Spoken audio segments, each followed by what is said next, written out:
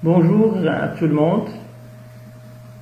Aujourd'hui, on va traiter le chapitre qui porte sur la consommation.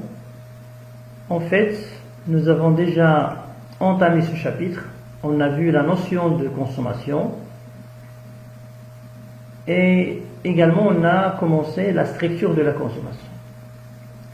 On ne va pas s'attarder sur la notion de consommation et la classification, mais on va faire un petit rappel sur les structures ou bien la structure de la consommation. Partons d'un exemple, celui de M. Jouahri qui a réparti les dépenses mensuelles entre un certain nombre de postes. À titre d'exemple, nous avons l'alimentation, l'habillement, l'habitation, l'hygiène et les loisirs. Et on a calculé la part de chaque poste. Ici, par exemple, 32. Que signifie 32? Cela signifie que M. Jouahri consacre 32% de ses dépenses à l'alimentation. 16% des dépenses de cette personne sont orientées à l'habillement et ainsi de suite. Et on a vu également une représentation graphique, soit on fait un diagramme circulaire ou bien un diagramme en bande ou autre diagramme adapté à ce genre de série statistique. On a vu également les coefficients budgétaires. Ce n'est rien que la part en pourcentage de chaque poste divisé par, bien sûr, la consommation totale. On a parlé également de la propension moyenne. La propension moyenne à consommer, c'est la fraction ou bien la part du revenu destiné à la consommation. Elle est calculée de la manière suivante. On divise la consommation par le revenu. À partir de l'exemple précédent, celui de M. Jouahri, lorsqu'on calcule la propension moyenne, donc on va prendre la valeur totale de la consommation divisé par la valeur du revenu, 15 000, ce qui va donner 0,83. Qu'est-ce que cela signifie? Cela signifie que 83% du revenu de M. Jouahri sont consacrés à la consommation. Grand 3, l'évolution de la consommation. La première mesure de l'évolution, c'est la propension marginale à consommer. Comment peut-on la définir? C'est la part du revenu supplémentaire consacré à la consommation. La formule est simple, c'est la variation de la consommation divisée par la variation du revenu. Et lorsqu'on dit variation de la consommation, cela signifie qu'on doit avoir deux périodes, 2 années, 2 mois, 2 trimestres, 2 semestres, au moins 2 périodes. Prenons le même exemple de M. Jouahri, on a 2 périodes. P1, c'est la période pour laquelle nous avons calculé la propension moyenne, 15 000 de revenus et 12 500 de consommation. Prenons une autre période. Ici, on a 14 000 de consommation et 20 000 de revenus. On remarque que donc le revenu est passé de 15 000 dirhams à 20 000, soit une augmentation ici de 5 000 dirhams. 5 000, c'est le revenu supplémentaire, c'est l'augmentation du revenu. Cette somme supplémentaire, cette valeur supplémentaire du revenu sera consacrée à la fois à la consommation et à l'épargne. Alors, quelle est la part de ce revenu supplémentaire affecté à la consommation? C'est ça la propension marginale. Donc, on va prendre la variation de la consommation. Variation signifie que la consommation en P2 moins la consommation en P1 sur la variation du revenu. Donc, on va prendre 1500 sur 15 000. Ce qui va donner 0,3. Qu'est-ce que cela signifie? Cela signifie que 30%, pour l'expliquer, on va multiplier par 100 pour l'exprimer en pourcentage. Donc 30% du revenu supplémentaire est consacré à la consommation.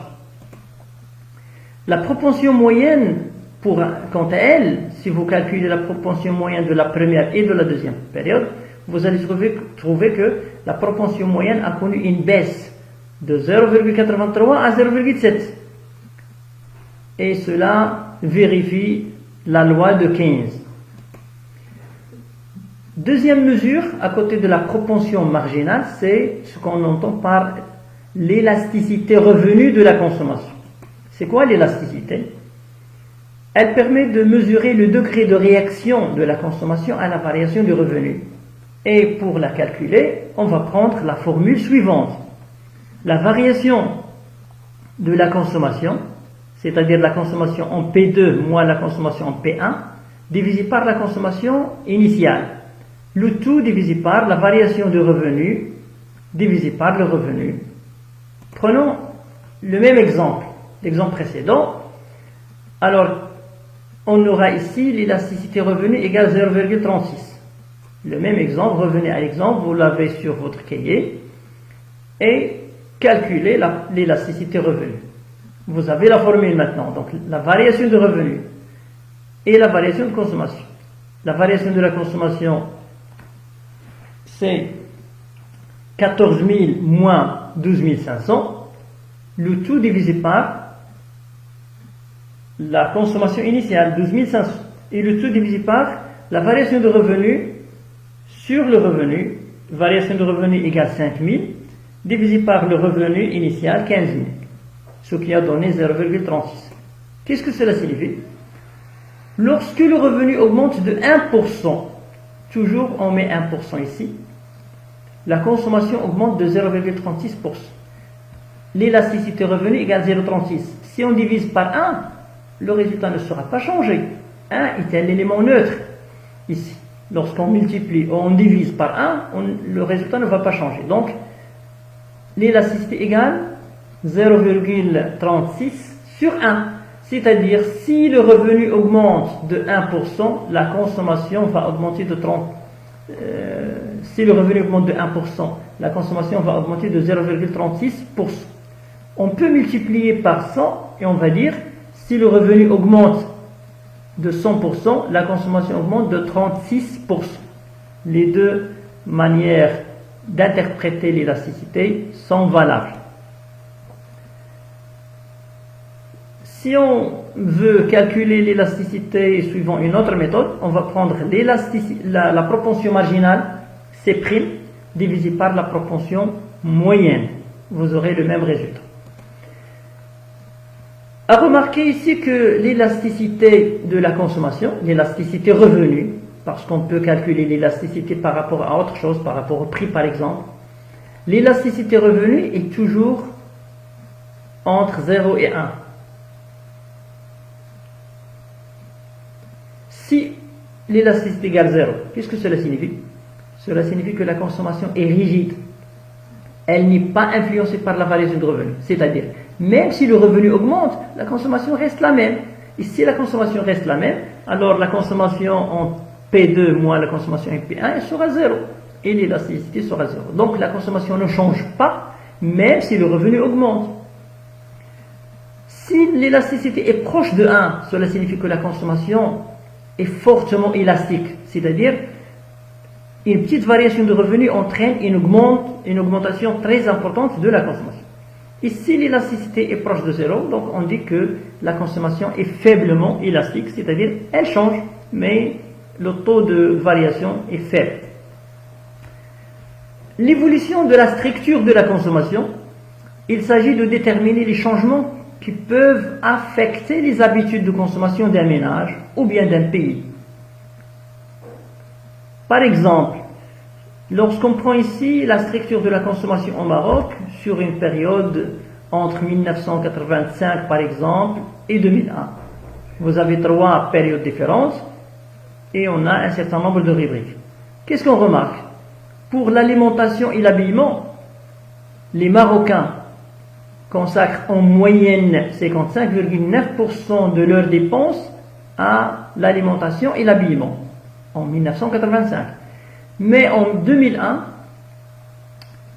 les Marocains consacrent 46,1% de leurs dépenses à l'alimentation et l'habillement. Donc la part de ces deux rubriques a connu une baisse.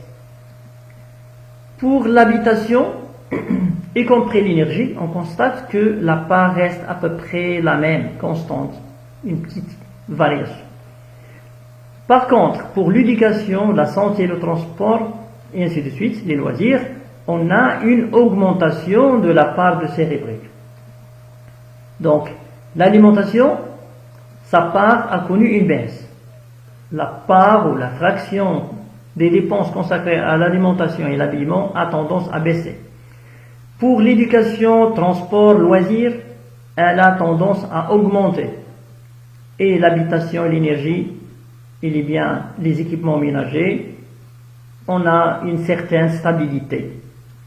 Voilà ce qu'on peut dire. Donc la part des dépenses alimentaires a connu une baisse, passant de 55,9% en 1985 à 41,3% en 2000-2001. Par contre, les dépenses des autres postes de consommation augmentent de 18,8% à 28%. Cette évolution vérifie une loi qui s'appelle la loi d'Engel, qui dit que la part consacrée par les ménages aux produits alimentaires tend à la baisse, alors que la part consacrée aux loisirs et au transport a tendance à la hausse, et on va bien sûr traiter par la suite avec plus de détails d'autres lois. Voilà pour cette partie de la consommation. Il nous reste par la suite le comportement du consommateur, comment le consommateur choisit entre deux biens par exemple pour maximiser sa satisfaction. C'est ce qu'on va voir dans une autre capsule, Inch'Allah Ta'ala. Prenez donc sur votre cahier ces différents éléments et à la prochaine.